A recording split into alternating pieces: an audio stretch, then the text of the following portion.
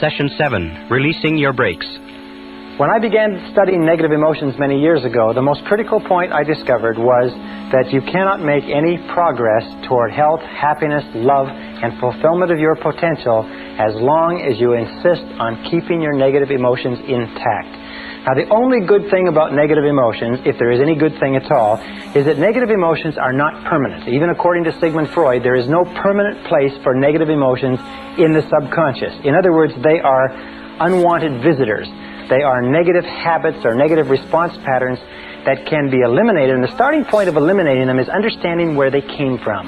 Understanding what were the causative factors going back to early childhood that have triggered the development of negative emotions and have given us as adults a propensity to be negative in one way or another. That takes us to early childhood conditioning. Remember we said before that the starting point of inhibitive and compulsive negative habit patterns was destructive criticism. Destructive criticism is the great destroyer. Destructive criticism destroys people on the inside and leaves them walking around on the outside. More personalities have been undermined and destroyed. More self-esteem has been cast aside as a result of destructive criticism than anything else that we can possibly imagine. So destructive criticism is the great killer. Now, why is it so bad? Well, we know that children as infants, children as they're growing up, have a tremendous need for love and approval from their parents. In fact, many psychiatrists and psychologists have said that the number one reason for mental illness in adulthood is withdrawal of love, or love withheld. We know that any prestigious person, any person who is important to a child, has an inordinate impact on that child, and that children up to the age of 6 years have very little ability to discriminate between valid and invalid criticism. What this means is that anything that a parent or an older sibling or an older relative, anything that a prestigious person or important person says to a child is accepted as true. It's accepted as a valid representation of reality. If a mother says you're a bad boy, if daddy says you're lazy, if someone says that you're not dependable, if someone says you're stupid or you're clumsy or you're ugly, the child has no capacity whatever to discriminate between valid and invalid. The child accepts that as a true representation of reality. It bypasses the conscious mind, goes straight into the subconscious, and is stored. Many of us as adults are still living on the basis of negative information that was programmed into us when we were children. And then as adults, what do we say? We say, well, that's just the way I am, or I've always been that way. Or some people even say, well, it runs in the family. Your father was like that, children are like that, or your mother was like that, and so on. But where did it come from? None of these things run in the family. For instance, when I was growing up, my parents had gone through the Depression, and the Depression had made an inordinate impact on them. So whenever we talked about buying anything, all the time I was growing up, my parents would become very, very tense, and they said, we can't afford it. We can't afford it. We can't afford it. We can't afford it. They had this lack mentality, this we can't afford it mentality all their lives. And I grew up, so even though I've never experienced the Depression, and you've never experienced the Depression in most cases, 10, 20, 30, 40 years later, we're still saying, I can't afford it. I can't afford it. I can't afford it. We're still going on the basis of those critical remarks, those emotionalized remarks that our parents said. Maybe your parents said, as my father told me over and over again, you never finish anything you start. You never finish anything you start. You never finish anything you start. Or you're lazy. You never finish anything you start. You know, when I was an adult, I had a terrible time finishing things that I started. As I would get close to the end of a task, I would actually begin to seize up and look for every single excuse to procrastinate and delay. Now, the second factor that predisposes us to negative emotions is lack of love. We know that children's personalities develop to the degree to which they receive a high quality and a high quantity of love from their parents. There's a one-to-one relationship between the amount of love, the quality and quantity of love, and healthy personality. That love withdrawn or deprivation of love is the key cause of unhappiness, negativity, and mental illness in adulthood. Now, in order for a child to feel truly loved, the child must have high self-concept parents, and most of us, unfortunately, had parents that were the victims of their parents and the victims of their parents. What one of the writers says, everybody is a victim of a victim. We are all victims of victims. In other words, parents meant to raise us the best way they could, but they were victims of victims themselves.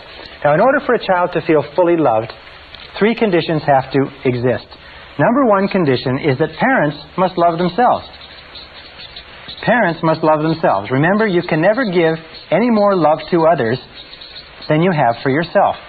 If you don't love yourself, you can't love your children. If you have a little bit of love for yourself, you have to spread it over your children. If you have a little bit of love for yourself and that's all taken up by your husband or your wife, then sometimes, even though you want to love your children, you don't have the love. Even if your parents wanted to love you, in many cases they didn't have the love to give. Why? It's because they never got it when they were growing up. The second requirement is that parents must love each other. In order for a child to grow up feeling self-confident, to grow up feeling loved, to grow up feeling safe and secure, he or she must grow up in an environment where the parents love each other. There is nothing that is more frightening to a child than to grow up in a household where the parents are fighting with each other, where the parents don't love each other, where there's difficulty, because the child always has a tendency, first of all, to be a victim, in that the child is shouted at and screamed at, and the child, it's pretty logical. The fact of the matter is, though, and this is the hardest thing for you or I as adults even to think about, but it is possible that our parents didn't love us.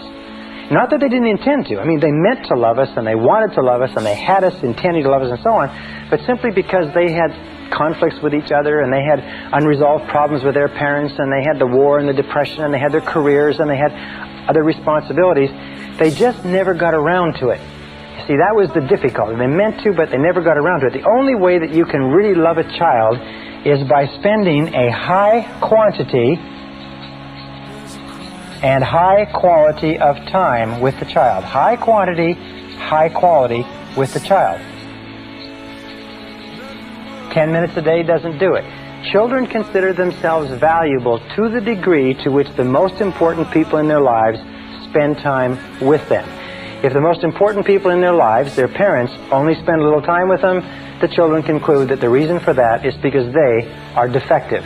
There is something essentially wrong with them, and that's why their parents don't spend time with them. The children don't think rationally, they think purely emotionally. They only think if the parent is here, he loves me or she loves me. If the parent doesn't spend time with me, he or she doesn't love me. So if any one of those three conditions or more existed when you were growing up, the parents didn't love themselves, the parents didn't love each other, or maybe the parents didn't love you because they never got around to it, although they meant to, then you will have grown up in conjunction with destructive criticism with what is called guilt. Now, what is guilt? Well, guilt is a feeling of not being worth very much. Where do we get this feeling? Well, when we're continually criticized by the important people in our lives, and simultaneously we are not given the amount of love that we need, we feel that we're not worth very much. We feel that we are worth less.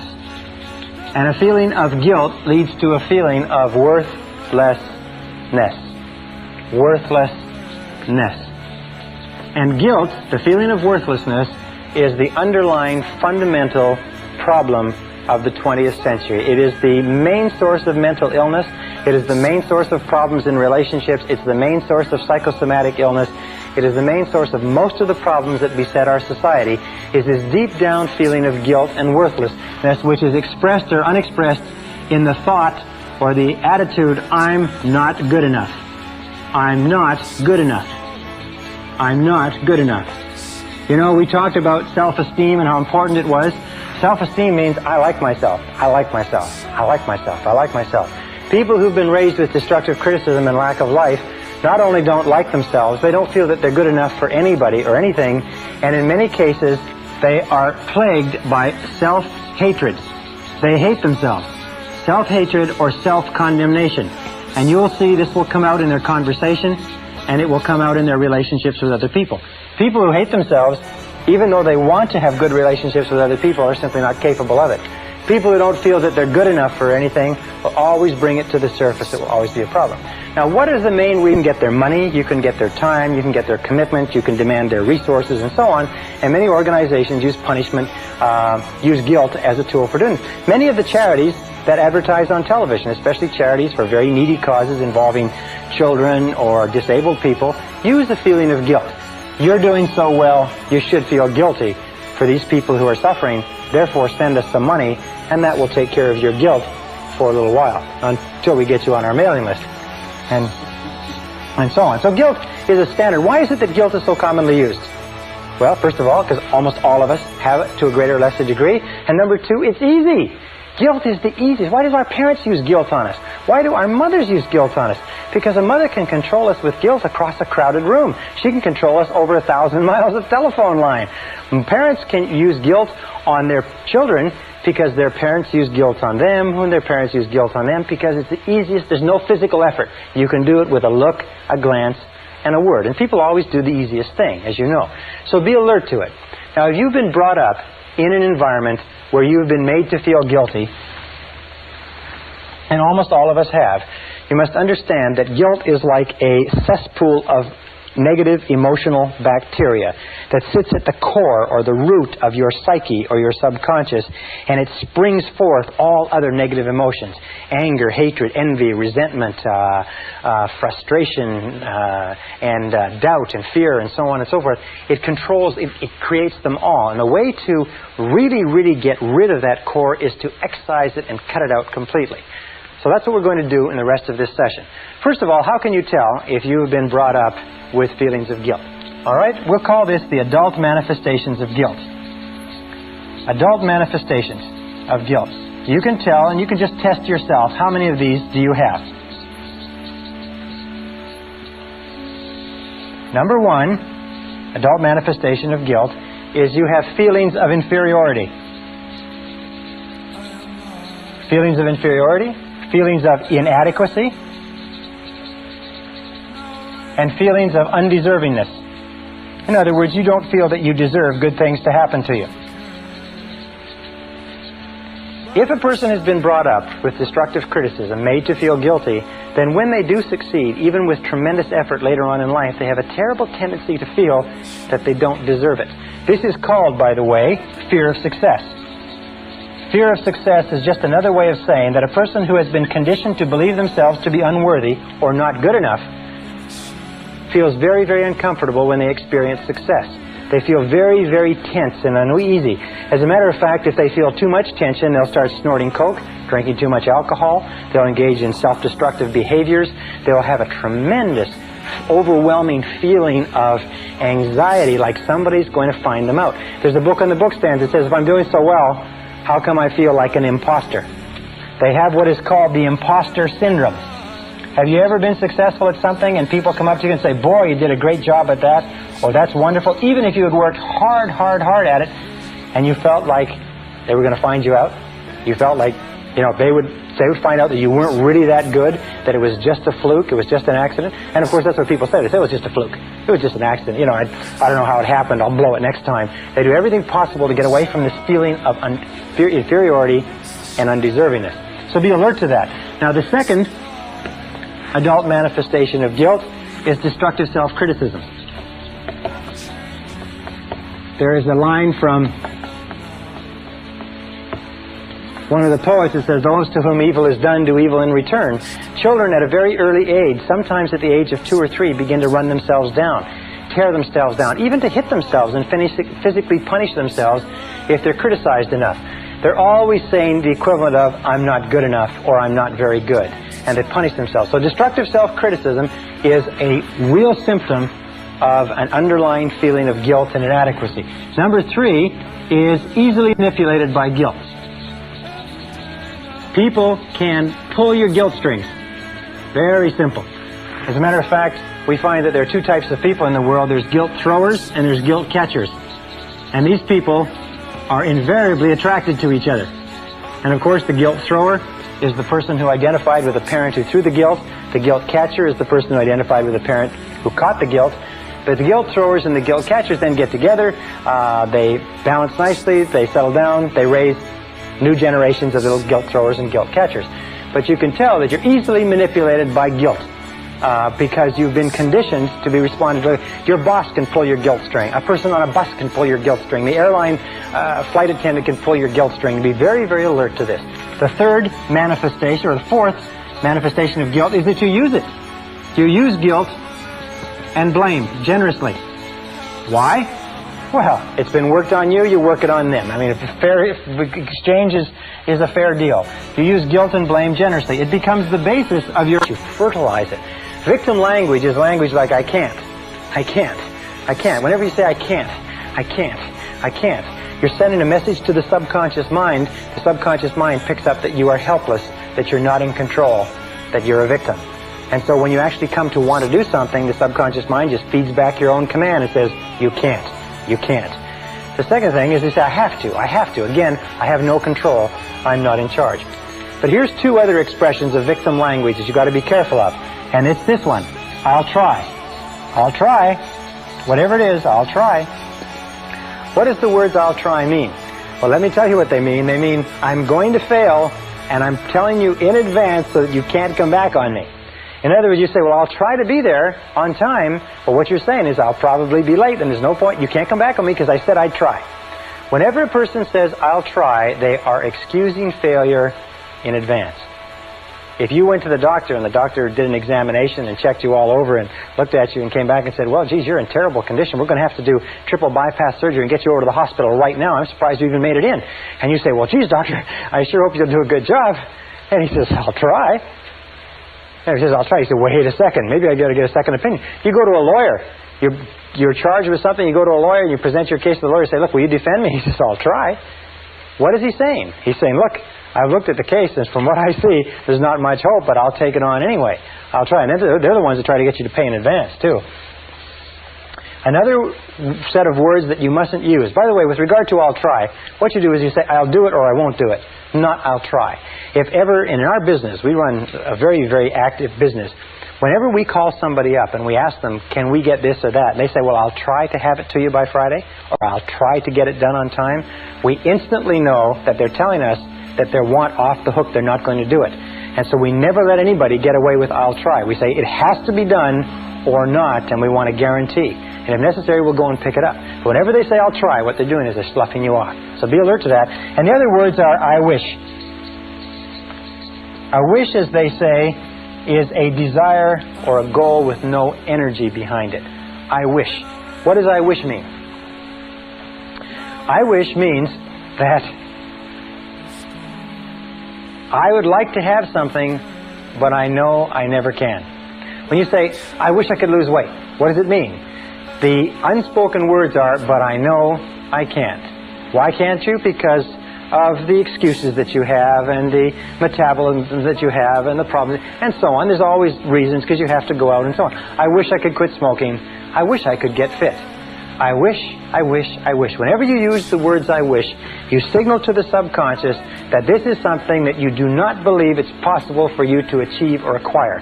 The subconscious then completely discards it as a goal and gives you no energy, no motivation, no drive, no desire to accomplish it. So be very, very alert to victim language. Be alert to the expression, yes, but. Oh, I do it, yes, but. Oh, and to let go past grievances is the single most important determinant of whether or not you are a fully integrated, fully functioning adult human being. Because the tendency to blame and to hold grudges is a childlike, pathological tendency that is possessed by all people who are mentally ill. The ability to let go of grudges, to forgive freely, is the mark of the truly enlightened human being. Now, you accept that as true, there's 4 people that you have to forgive. Number 1 is forgive your parents. Forgive your parents for everything that they've ever done that hurt you. Most of our research shows that almost all of our adult problems trace back to being unwilling or unable to forgive our parents for something that they did that hurt us. Forgive them 100%. Write to them, telephone them, tell them, or at the very least, forgive them in your heart, but forgive your parents. Number 2 is forgive others. Forgive everyone else. Forgive everyone who has ever hurt you in any way for anything. Just let it go. Now, some people say, well, I can't forgive that person because what a terrible thing they did. Guilt.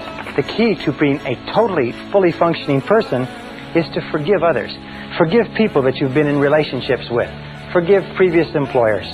Forgive friends who've hurt you. Forgive investments that went wrong. Forgive bosses that fired you. Forgive your parents. Forgive everybody. Develop an attitude toward life that you refuse to hold a grudge against anybody. Just repeat over and over again, I forgive him or her for everything. I forgive him or her for everything. I forgive them for everything. And let it go. The key to freeing yourself from negative emotions is to absolutely refuse to carry any negativity forward. Remember, it's a perfectly selfish act. You can be as selfish as you want.